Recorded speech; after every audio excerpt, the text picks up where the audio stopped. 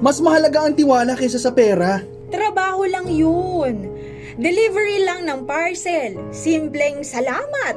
Hindi ko matanggap na lagi ka na lang may kausap ng delivery rider. Ang kailangan mo ay hindi pagbawal, kundi pagtitiwala.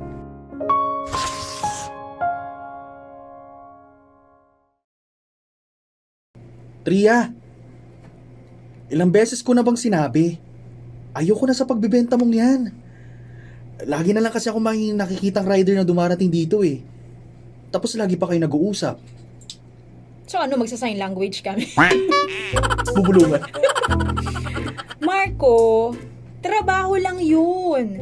Delivery lang ng parcel. Simpleng salamat. Yun lang. Ano bang masama doon? Masama kasi nakikita ko. Hindi mo ba alam kung gaano ako nagsiselos? Tapos, alam naman natin na nagkaroon ka ng ex na delivery rider, di ba? Hindi ko matanggap na lagi ka na lang may kausap na delivery rider. Oh no! Naiisip ko tuloy na parang yung ex mo pa rin ang kausap mo. Over naman sa selos. Marco, kung talagang tiwala ang problema, hindi dapat sa mga rider mo ibinubunto ng galit mo. Ginagawa ko lang ito para makatulog sa gastusin. Sa totoo lang, kulang na kulang ang sahod mo para sa 2 bata, para sa pamilya natin. Aray ha? Kahit naman na, Tria pala. Mas mahalaga ang tiwala kaysa sa pera. Eh kung mawawala ang tiwala ko, anong silbi ng mga kinikita mo? Oh?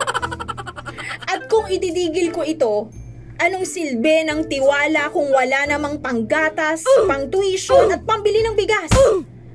Marco, para rin sa pamilya natin ito. Hindi ko ito ginagawa para sa sarili ko, kundi para sa atin, lalo na sa mga anak. Natatakot kasi ako, Tria eh. E paano kung totoo mong baka magkaroon ka ng emotional na connection sa kanya? Ayokong masaktan ulit, Tria. Kung ang ayaw mong masaktan, Marco, ang kailangan mo ay hindi pagbawal, kundi pagtitiwala. Kung lagi mong ipagkakait sa akin yun, ibig sabihin ba, wala ka talagang tiwala sa asawa mo? Sa akin? Sandaling katahimikan. Hindi ko alam, Tria eh, pero natatakot lang kasi ako na mawala ka sa akin. Mahal, lahat tayo may takot. Kahit ako. Pero sana piliin mo pa rin akong pagkatiwalaan. Kasi kung pipigilan mo ako sa lahat ng bagay, baka hindi lang tiwala ang mawala. Baka pati ako. Sige na nga, Tria. Ako na lang magiging delivery rider. Diba? Ganon, pwede naman yun.